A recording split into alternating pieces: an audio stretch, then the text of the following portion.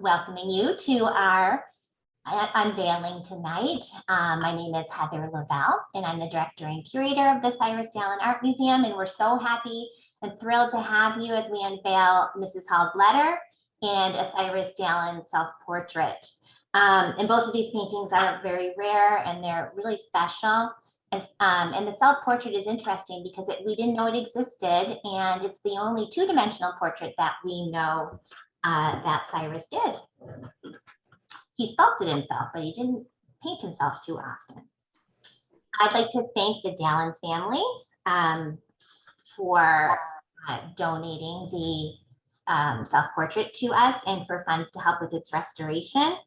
We'd also like to thank Andrew and Irene J, who are here tonight, for helping us acquire Mrs. Hall's letter, the Grants Committee of the Arlington Commission for Arts and Culture for funds towards the restoration of the self-portrait, all the Dallin Museum Directors, trustees, and friends, all of our volunteers and members and donors, Peter Williams of Peter Williams Museum Services in Boston, who did a beautiful job restoring both paintings.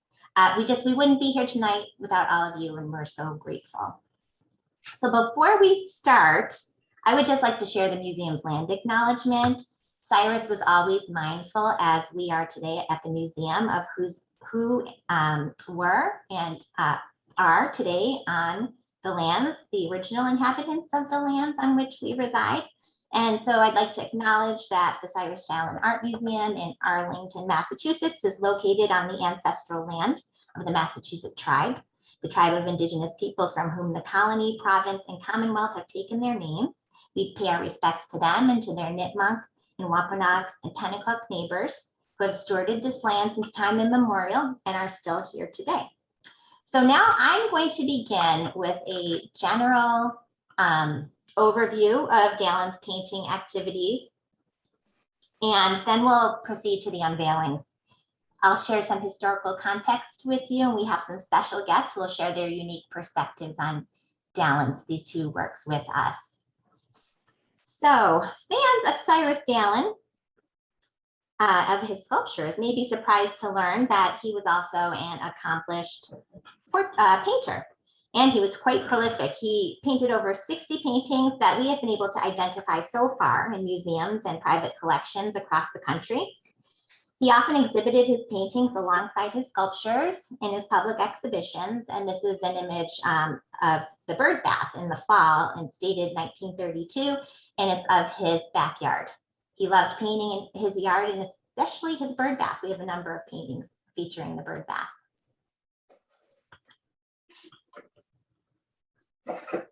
In January of 1934, the Boston Art Club celebrated Cyrus Dallin's 50th year as a member with a solo retrospective entitled Sculptures and Third Dimension Paintings. The exhibition featured 51 sculptures and 38 paintings. These paintings ranged in subject from Utah landscapes with native peoples to idyllic views of the artist's backyard in Arlington. And so all of the paintings I'm showing you here today are part of the museum's collection, and were also featured in his exhibition at the Boston Art Club. We have the front page of the exhibition brochure here, and it features a portrait that was painted of Dallin by artist Philip Truman Hicks. It's not one of the most flattering likenesses of him, but there it is. We have Auvers-sur-Oise, which is the top in the middle. It's a French country scene. Below we have Wasatch Range in Springville, where he grew up. And to the right on top, it's called Rocks and Trees, another backyard scene, and that was painted around 1933. And below that, another view of the bird bath, as well as you can see the Storrow Memorial in the background there, and that was painted around 1931. Alice Lawton, who was the art critic for the Boston Post, reviewed the show, and she was impressed with Dallin's paintings. Here, let me go back so you can, oops, okay, I can't go back. Oh, yes, I can. She wrote, "He succeeds admirably in making his trees stand out and away from the sky. His Indian teepees and forest rocks so painted that one feels that he may walk around or over them. His fences of the sort that one may climb over them, his mountains towering barriers of rock and earth." So in the early 20th century, sculptors were often characterized as artists who worked in the third dimension, and Dallin called his landscapes experimental and three-dimensional because he used very thick layers of paint to build up his masses, forms, and his textures. And it was a technique known as impasto. He rejected flat painting and he preferred a bold look, composing his elements in space in a way that enhanced their three-dimensional qualities. Hence, third dimension paintings was part of that title. Okay, so while painting was integral to his work as a sculptor, he also painted because he enjoyed it and for the opportunities the process gave him to cultivate relationships with his fellow artists. So for example, while an young art student at the Académie Julienne in Paris between 1888 and 1890, Dallin and his friends would often escape the grind of the studio in the city for the French countryside, where they painted quaint village scenes on plein air. And that's a detail of Auver's here, while he painted that around the time his first stay in Paris studying. At home in Boston, Dallin continued to enjoy the camaraderie associated with plein air painting. Throughout the 1890s until the outbreak of World War I, he routinely traveled to Scituate, Massachusetts, to gather with old friends from his Paris days and other colleagues from the Boston art scene. These artists painted lovely scenes of the nearby seashore and salt marshes, as well as portraits of each other and Scituate locals. And this is a portrait painted around the year of 1900 of Cyrus by his friend and painter, Thomas Buford Medillard, one of the Scituate Art Colony members. Okay, so now we're going to get to the unveiling of Mrs. Hall's letter. First, we'll show you the pre-restoration. So in early 2019, one of the museum's board directors, Andrew J., informed us that a painting signed by Dallin and dated 1884 was up for auction at Clark Gallery in Larchmont, New York. It was simply titled The Letter. The painting was estimated to sell for between $400 and $600, but we were doubtful as auction values for Dallin's works continued to rise, even his paintings. So with the help of a substantial contribution from Andrew and his wife Irene, both of them are here tonight, we were able to purchase the painting with a winning bid of $1,100. And I have a great image of Andrew and Irene at the museum unwrapping the painting after we won it at the auction. And that's a view of the day we went to the framer to pick out, went to Stanhope Framers in Boston to pick out a period appropriate frame. That's the one we settled on. The identification of the sitter was at first unknown to us, but Jerry Tremblay, who many of you know, she's the chair of the board of directors, did some archival research and determined her to be Susan Frothingham Hall. So this is a photo of Susan from the museum's collection that I'm showing you, and she signed it with love and good wishes, Mrs. G.V. Hall, 1884, and it was in a Dallin family album. The Halls became crucial figures in Dallin's life during his early years as a struggling student in Boston. In May of 1881, Dallin left the studio of his teacher, Truman Bartlett, with whom he had a very contentious relationship, and he moved to Quincy, Mass., where he lived and worked for 15 months with sculptor Sidney H. Morse, making cemetery statues and reliefs for a granite company. That's an aspect of his career we don't really know too much about. When the work dried up, his good friend, artist Frederick Bound Hall, invited him to stay at the home of his parents, Gustavus and Susan, at 57 High Street in Charlestown. He lived with the family from about 1882 to 1887, and finding there the supportive and nurturing environment that he desperately missed back home in Utah. Now I'm going to show you the restored Mrs. Hall's letter. And here it is. And if I go back, you can see how the color really comes through. So I'll tell you how he did. So now it's just a lot brighter. And that was done by he really needed a cleaning, and I'll get more into that. I'll get more into that in a minute. but the painting had a lot of cracking. It was quite distorted. The canvas was distorted. There was a lot of surface dirt.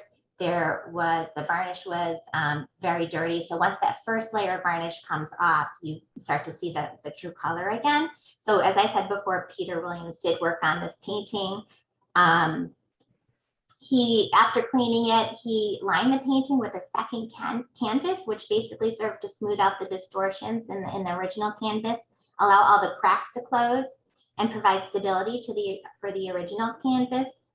And then he finished by doing another round of cleaning after that. He in-painted areas of loss where the paint had come off. He added a new coat of varnish to bring out that depth of the brushwork and make the canvas, give it a nice sparkle that you can see in this painting.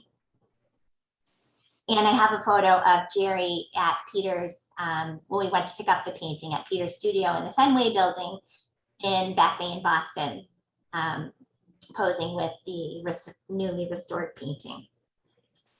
And I wanted to introduce Andrew J., who is here with us tonight. Let me see if I can put us on the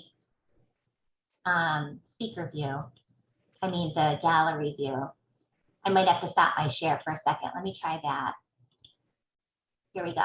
Okay, so Andrew and Irene, are you still here with us? There you are. Yes, we are. Welcome. Can you hear us okay? Yes, can hear you great.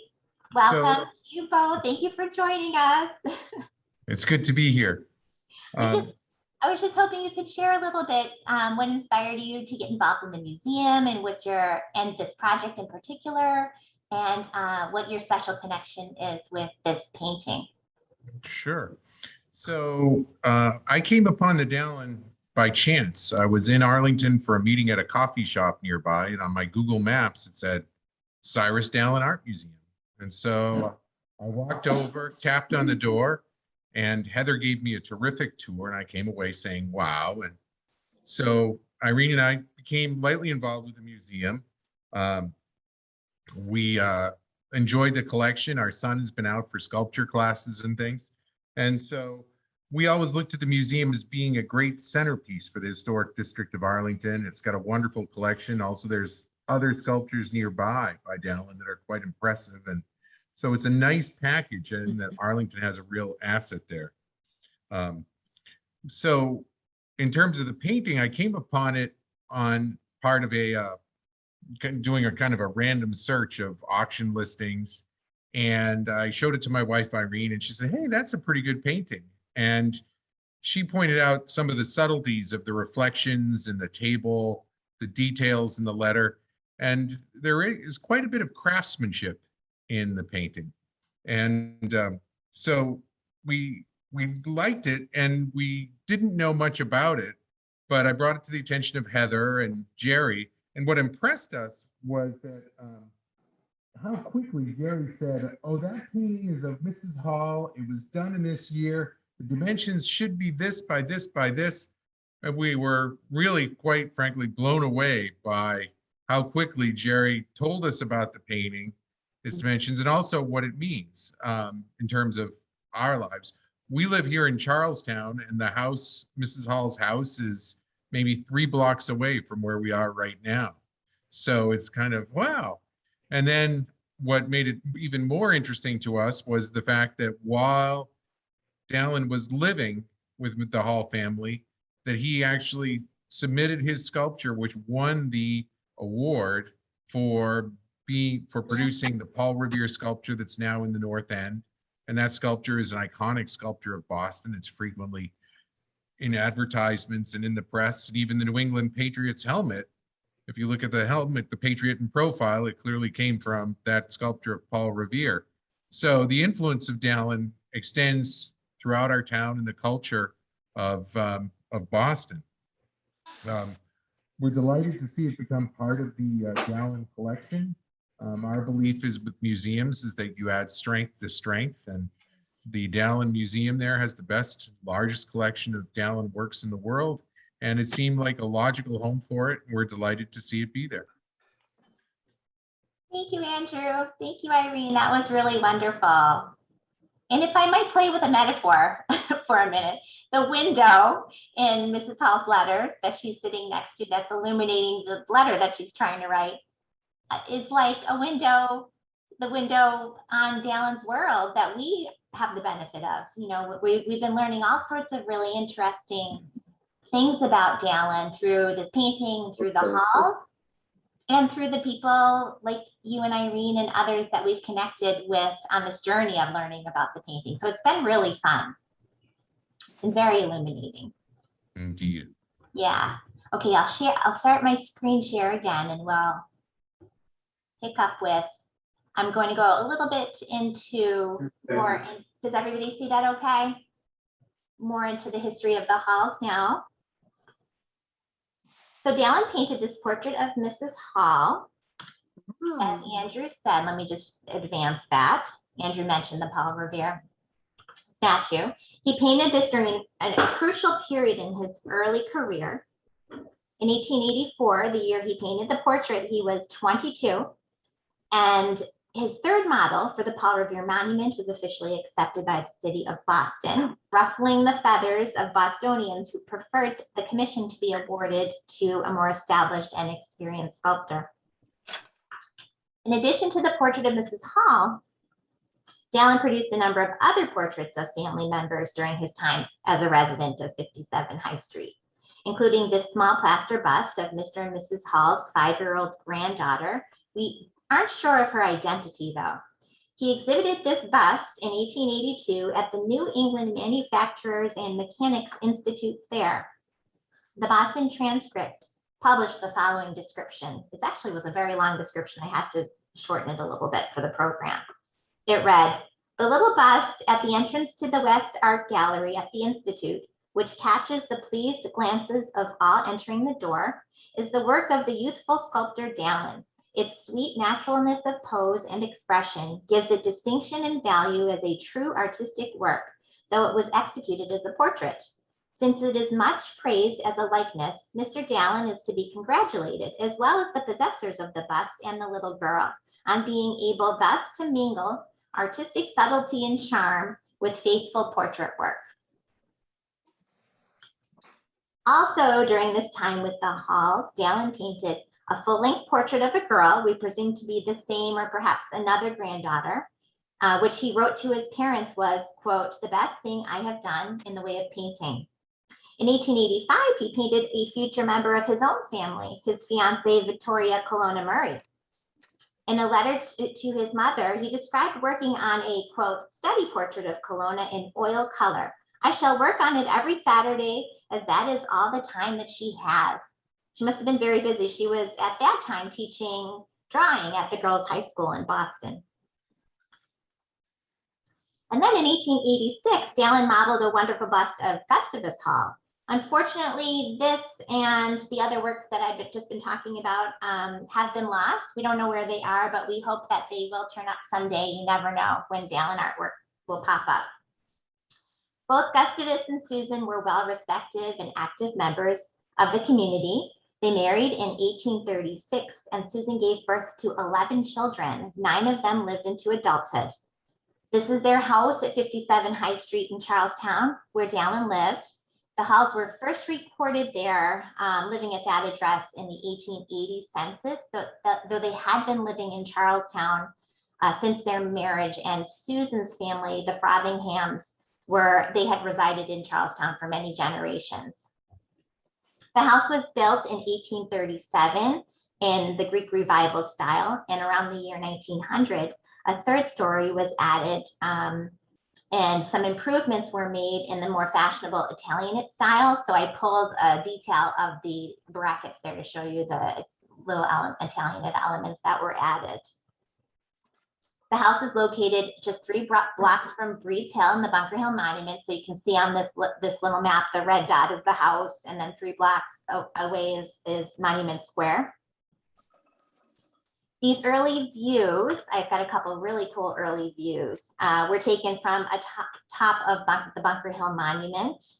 And you can see it labeled in red, number 57 in both images. One was from an etching in 1848.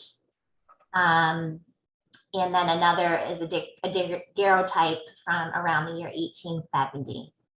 And then I should thank Kent Edwards and the Charlestown Preservation Society. They helped me a lot with the history of the house and the family. Gustavus Hall was a successful real estate agent and developer. He and his brother established a partnership in 1843, consigning dry and fancy goods, hardware, furniture, and real estate. That's that ad at the top in the middle, auction sales, where they just basically are consigning and auctioning all sorts of different things, including buildings. Let's see, he eventually went out on his own, focusing solely on building and land sales. He played a large role in the development of East Somerville and the Point section of Charlestown, as well as in streetcar suburbs like Cambridge and Belmont. So I included a Belmont, you can see an ad for a Smith farm in Belmont on Concord Ave. And then another one, an ad for land, 5 acres of land in Boston, only 8,000 feet from Boston City Hall. So I wonder what that was, where that was. Mr. Hall also served as clerk of the Common for 18 years and as a city assessor, a school committee member, a justice of the peace, and a volunteer firefighter. And I have a picture of the firehouse that he volunteered at. It was on Elm Street, right around the corner from their home. He is also credited with negotiating the purchase and laying out of Monument Ave for the city of Charlestown and the Bunker Hill Monument Association.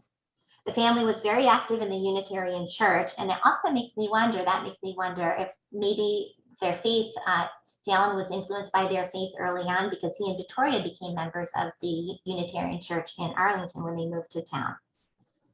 And Gustavus was 90 when he died in 1902, and he was hailed as one of the oldest residents of Charlestown. So Susan Hall, she was likely just as engaged in the community as her husband was, but it's just really hard to find the stories of women because their accomplishments weren't considered as newsworthy. They don't appear as much in the local newspapers. But what I could find was really interesting. Her 1892 obituary characterized her as having been, quote, for many years foremost in charitable work among the poor in Charlestown, but for the past 12 or 15 years has been an invalid. From about 1870 until at least 1877, she served as the president of the Infant School and Children's Home Association, which was described as a, quote, institution for the protection and care of destitute children. And that was located at 36 Austin Street in Charlestown, and the building still exists, and I have a picture of it right here, not too far from their home. In 1877, the organization was recorded as having 33 children in their care. It was funded by private donations. I also have a clipping that I found of a golden anniversary party that Mr. and Mrs. Hall had at their house in 1886. There was a large attendance of relations and friends, and the presents were elegant and numerous. During the evening, there was a collation. The affair was enlivened with music, vocal and instrumental. And that was exactly when Dallin was living with the family. So I imagine that he was there. And most of the Halls, Mr. and Mrs. Hall, their sons and daughters, and their sons and daughters' spouses were buried in Mount Auburn Cemetery. And you can go visit. This is the grave marker here in Cambridge, Massachusetts. A little bit about Fred. Dallin maintained his relationship with the Hall family long after he left their home. When he and Victoria were married in 1891, Frederick served as Dallin's best man, and one of the ushers was Frederick's brother Thomas. We're not really sure how they met. Frederick attended the prestigious Chauncey Hall School, and then he went to Harvard and graduated in 1880. He worked as a drawing teacher for Boston English High School for over 30 years, and he is said to have done some drawing for the Boston Globe, but I couldn't find any signed instances of his drawings. He was an active supporter of Prohibition, which I found to be very interesting. He was a member of the state prohibition committee and even ran for alderman on the Boston prohibition ticket in 1891. So I included an article I found about that. I found a really endearing description of himself that he submitted for publication in Harvard's class of 1880's 40th anniversary report. So he wrote, "I rounded out a quarter century in my present position, but I have led such an uneventful life that I find no incidents in it worthy of mention." And this is a man who graduated with Teddy Roosevelt. So I just think it's really sweet how he felt comfortable enough in his own accomplishments to not take too much credit for anything. Frederick and his wife spent their later years living in Quincy. He was very involved. They both were in the Wollaston Unitarian Church. And he was an active volunteer at the Crane Library. And he actually donated a very large, one of his watercolor paintings to the Wollaston branch of the Quincy Public Library. And they haven't been able to locate it. I have them looking for it. So I was hoping we could get a picture of it for tonight, but no such luck. But I'm sure they will find it and share it with us. Frederick was also locally known for his daily book talks on WBZ radio. The topics varied, but this one on April 20th, 1931 really jumped out at me. If you look down, what I circled, can you see that? 5:15 p.m., he talks about, or maybe recites, Paul Revere's Ride, Frederick B. Hall. So I wondered if, in addition to reciting the original Longfellow poem, if he also read Dalen's 1939 parody that begins, "Listen to my children, and you shall hear of the ignoble failure of Boston to rear the greatest creation of my career, the equestrian statue of Paul Revere." And that poem goes on for quite a few stanzas. But in fact, it was his dear friend's death in 1932 that inspired Dallin to once again resurrect the long-stalled monument project. He was going through Frederick's things after Frederick had died and discovered a forgotten photo of his favorite model, his third model, right? Dallin did 7 different versions of the Paul Revere statue, and his third one, the award-winning one that I showed you earlier, was really his favorite. And at that point, he realized it was his favorite by far, and he immediately set to work.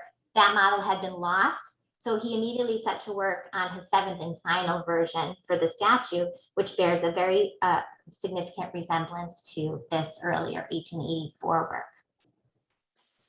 So that wraps up our portion of the program on Mrs. Hall's letter. We're going to move now to the Cyrus Dallin self-portrait. Here's an image of it pre-restoration. I estimate that Dallin painted this around 1915. We're so grateful to the great-grandchildren of Cyrus's sister Daisy Dallin Southworth, for their gift of this rare portrait by Dallin. So the descendants who gave the portrait are Jacqueline Dennis, Deborah Kagay, Diane Magid, and Roger Smithson, and they're all residents of California. We weren't even aware of the painting's existence until Jacqueline and Diane gave us a call and told us that they were interested in donating it. In this portrait, Dallen's depicting himself in middle age with his hair dark but graying at the temples and a silver goatee. And you can see how it did have significant condition issues, including a warped canvas, some paint loss and cracking, and it didn't have its original frame. So here we go to the unveiling. What a beautiful job by Peter Williams once again. He applied many of the same techniques that he had used for Mrs. Hall's letter. So the cleaning and the relining and the revarnishing, and it got another new museum quality frame from Stanhope Framers. So, and the Dallin family helped us to raise money for the restoration of the portrait. And we also received a grant from the Grants Committee of the Arlington Commission for Arts and Culture for their and we're thankful for their contribution toward the restoration as well. So now I'm going to stop my share for a minute and introduce Jacqueline Dennis, Cyrus's great-great-grandniece. Welcome, Jacqueline. Hello, everybody. Oh my gosh, to see the restoration is just, Isn't it beautiful? oh my gosh, it is so beautiful. As a child, I would see this portrait hanging in a place of honor every time I visited my grandma. And so my brother, Roger, cousins Diane and Deborah, and I inherited this portrait from our grandmother, Alice Southworth Smithson, who is the daughter of Cyrus's only sister, Daisy Southworth. You alluded to some of that. And I don't know, is this a good time to share just a couple little things that I had? Yes. I wanted Jacqueline, I asked her to share a little bit about her family and how the portrait came to her and her brother and two cousins, and what inspired them to donate it to the museum. Right. So in kind of just thinking back on it, because Cyrus Dallin was always, he was always brought up, he was always kind of talked about in any sort of family circle. My grandma always wanted to get us all out to Springfield to be able to see some of the works that he had. And it was wonderful when Ralph Francis put the book together on him. That was just amazing. And one of my favorite little stories in it. So Cyrus's parents, Thomas Dallin and Jane Hamer Dallin, immigrated from England as children and came west to Salt Lake City in 1851 with the Mormon migration. And one story I love hearing about is that on their wagon train, 16-year-old Jane traveled a day ahead of her 17-year-old sweetheart, Thomas. So each evening she would find a sun-bleached shoulder blade or bone of a buffalo. On the bone, she wrote a brief message and then placed it on a marker for Thomas to find when he came along the next day. Years later, Jane would say, "Worked beautifully for Thomas. I wrote letters all the way across the plains, but I never got an answer." But we always heard about how Cyrus being raised in Springville, a very small log cabin, along with 5 brothers and 1 sister, Daisy, who was my great grandma, and that the outdoors was Cyrus's first classroom and studio and inspiration as he created toys and animals and Indians from the clay he found along the creeks and ponds near his home. He always liked art and began sketching and modeling when very young, and said that his mother and father always gave him every encouragement. So my brother and I and my cousins wanted to donate this portrait to the museum to be able to share it with everyone. We're so appreciative of the founder's vision and continuing development of the museum. And oh my gosh, it's been around for a long time. I didn't realize it had been that long. And we absolutely treasure what's been collected and shared, what continues to be collected. It's just amazing. And, you know, our lives are enriched, our hearts are warmed when we visit the museum and see the photos online. So it's pretty special. And as Cyrus said about his mother, Jane, which my middle name is Jane and I was named after Jane Hamer. She loved the beautiful in color, form, music, and literature. A beautiful sunset was an event to her. I learned beauty from her. And so we want to share that beauty with you. That is beautiful. Thank you for sharing that with us, Jacqueline. You're very welcome, and thank you for putting this on. Thank you. When I walk around the museum, most of what we have, so much of what we have is because of the family, because of their generosity. And you really do fill that building with so much beauty. And we're very grateful, and people enjoy it. Our community enjoys it and beyond. Yes, everybody does, because he just did wonderful things, wonderful works. It's wonderful to see him honored and shared. Yeah. That's right. That's right. Thank you. We also, I'm going to introduce another surprise special guest, because I don't know if I mentioned that she was going to be with us tonight. Let's see, Susan, are you on? Susan Larson from the Arlington Commission for Arts and Culture. Yes, I'm here. Oh, hi, Susan. How are you? Good, good. Good. Thanks for joining us. I just wanted everyone to meet you and to say thank you to you and the commission for the support that you've given the museum and so many of our cultural and art organizations in town for so long. Thank you. It's a delight to be here. I enjoyed the program so much. I've enjoyed learning more about the museum and Cyrus Dallin's work. It's just been a wonderful evening. I was really struck by your remarks about cultivating relationships and how much that was a value that he held. And it's apparent through the program tonight that this is what's going on with the museum and in our work partnering with you. I'm delighted to attend on behalf of the Grants Committee. We're a local council of the Massachusetts Cultural Council. So we receive an apportionment that we're able to share out to the community. We received 37 applications from the town, and we were able to fund approximately $17,000 throughout the community, including this project for the restoration here tonight. And that was so beautiful. I'm so glad I was able to see the unveiling. We just want to congratulate the museum for all the work that you've done. It's been our honor to be able to partner with you on this project. Thank you so much, Susan, and thanks for being here tonight with us. Okay, so I'm going to reshare the screen, and I've got, before we wrap up, I wanted to share a little bit more about Daisy and the time in Cyrus's life when he painted this portrait. So, Jacqueline, I wanted to have these on the screen while you were talking, but I couldn't figure it out. So here's a photo with Daisy Dallin in the middle, and then Jane, her daughter Jane, and her son Jack. And Jack is her grandson Jack and her granddaughter Jane. Right, and Jack is my dad. Jack is your dad, yes, yeah.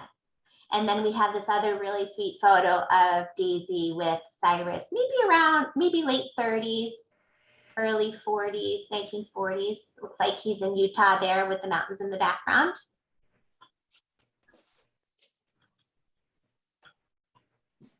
Okay, let's see. Find my place. So Daisy, she was born in 1869. And she was born in Springville, Utah. She was 8 years younger than Cyrus. She was the only female of Jane and Thomas's 7 children. And I found this an interesting commonality that Cyrus had shared with Frederick, because Mr. and Mrs. Hall had 9 children, and 8 were boys, and 1 was female. So both of them had very large families, almost all men, males. 1 sister.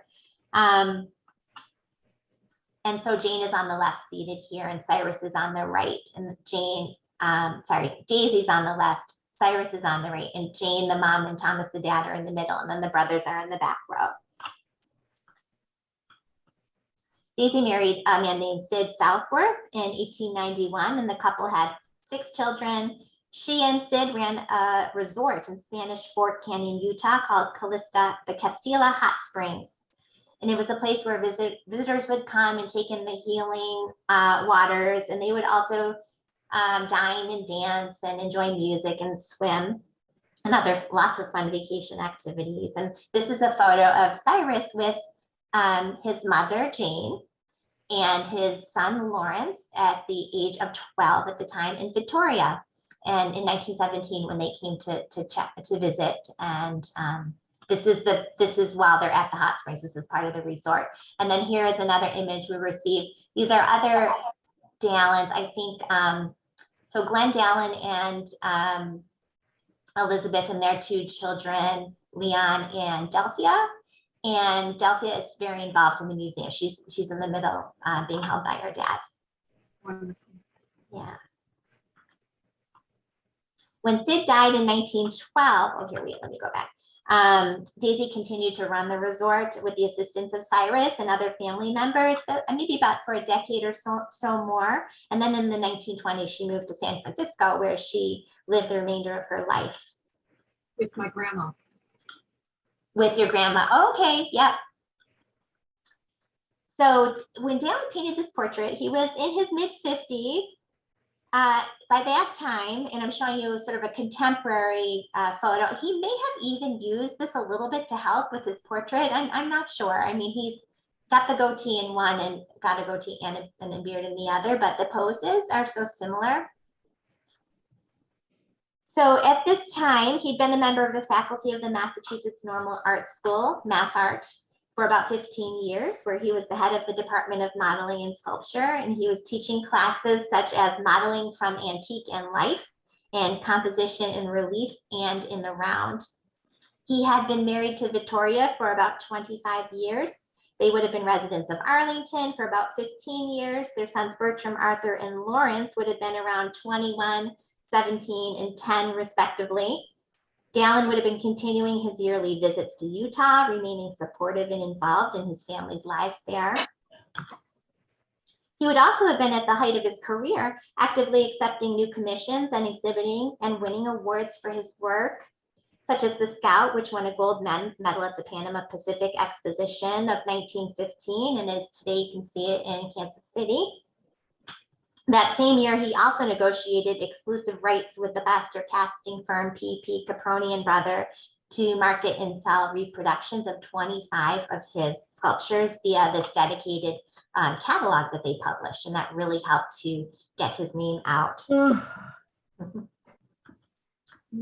just to kind of sum up, in this portrait, I see someone who has knowledge and experience, someone who has earned his success, is comfortable with it, but not overly confident or entitled. But he also looks to me very introspective, perhaps a little tired or weary. And it makes me wonder if at that particular moment in his life when he was painting this, he felt some of that weight of the many commitments that he had at the time to his art and to his students and to his family, both in Arlington, but also in Utah. And that is really the beauty of this portrait and of Mrs. Hall's letter, that these paintings add this really wonderful human dimension to Dallin's story, and they help round out our perception of these events of the past, and they prompt us to think about all the little stories and all the people in between the big awards and the milestone events like the marriages and the births of the kids. So it just makes you realize that all of these details, the big ones and the small ones, are equally important, and they're equally illuminating and fascinating and fun to learn about. So that concludes our program. Let me stop the screen share. If anyone has any questions about anything you've heard today, please feel free to, you can raise your physical hand, you can raise your digital hand, you can put something in the chat. Oh wait, let's see, there are some things in the chat. If hi David, good to see you. Yeah, there. Hi everyone. Hi David. Was Congratulations. thank you. Yes, I'm so happy how far this museum has come in the last, since I've been with you 10 years ago. So I'm very excited to see this program and new acquisitions and new faces. Thank you, David. For those of you who don't know David, he is one of the founders of the museum, and he created and designed all of our original exhibits. He's very talented and very just amazing researcher and speaker and designer and founder. So thanks for being here. We miss you. Well, I'm so far away. I miss you too. Yeah. We have a question from Dory, who says, was Cyrus involved in the memorial monument to the halls? Well, what memorial monument to the halls? I'm not aware. Dory, are you there? Can you elaborate? I don't think so. Oh, I see. Wait, Sarah, you tried to answer that in the chat. Yeah, I think she means the memorial at Mount Auburn Cemetery. Oh, right. No, I don't think so either. I didn't come across any, it's pretty. I didn't come across any indication that he did that. He may have, but I'm not sure. He may have been done with his funerary sculpture after his Quincy days. Does anyone have any other questions?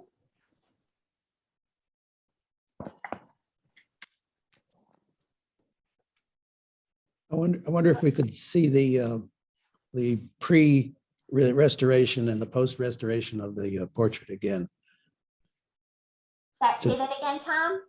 Could we see the pre-restoration and the final restoration of the portrait, just so we can see? Oh, sure, yes. Okay, It's so incredible. I mean, he looks alive in that restoration piece. okay, yes. So I just need to go back. Let's see. Bear with me. Yeah, he does look so, okay, here we go. These two together. So you can see it didn't have its frame. And there was, especially around the edges, there was a lot of damage to the canvas. And you can see this where the stretcher was wearing through along the top and the left side that was distorting the canvas, and all the cracks, especially on the face. You can see all the cracks on the face. I mean, it's a long time for this paint, you know, paintings they're delicate. They acquire wear and tear quite easily. And then post-restoration, all the cracks have been flattened. The color, the original color is back. It gleams the way it would have when it was first painted. And you can really get a sense of the expression on his face. Thank you. That's fascinating to see. You're welcome. Any other questions? Someone just had a question about Daniel Chester French. It might have been on the chat. Okay, yes. Dory's asking, was he friends with Daniel Chester French, or were they competitors? Any commission that they both vied for? Ditto E.C. Potter. Dory, yes, they were both friends and competitors. They both competed for the Paul Revere Monument, and Dallin actually beat out Daniel Chester French. Dallin often sought French's advice on his works in progress, and he visited the studio in Arlington, gave him advice on Appeal to the Great Spirit, suggested that he take out the two flanking figures that Dallin initially designed the appeal to have. And so Dallin viewed him as his mentor, lifelong friend, and even into right before French's death, when Dallin was trying to resurrect the Paul Revere Monument project, French publicly spoke about it being time for Boston to follow through on this project. Dallin worked for it, won it, and deserved it, and that the city needed to fund it. I don't know if that he had any vied. I don't know if he knew E.C. Potter or if he vied for any commissions with E.C. Potter.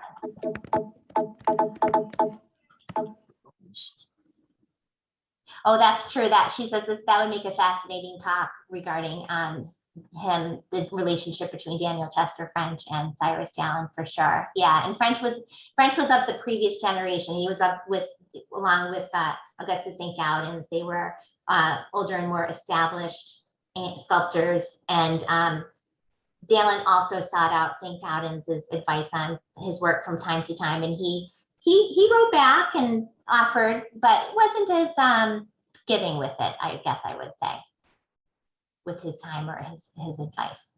Yeah, the way that French was.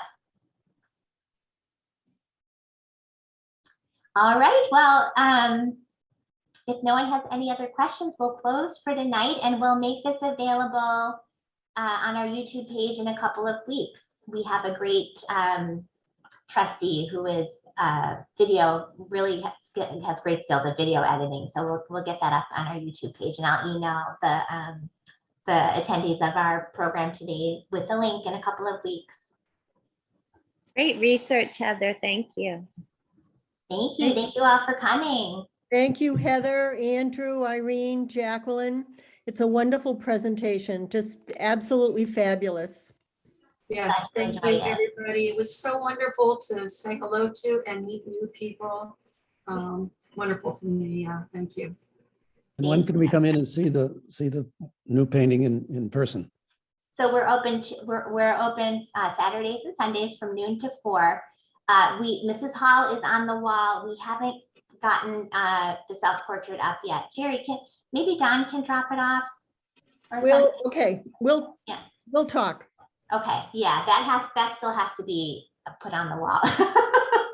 But we're going to get it up as soon as possible. So you really were the first people to see it. Mrs. Hall is on the wall right now, and some of our few visitors have seen her, but not the self-portrait. pretty special. Yeah. Thank you again. Hey, thank you so Thank much, you. everybody. Take Bye, care. Have a everybody. good night. Bye-bye. Heather, great job. Great job. Great job, Thank you. yes.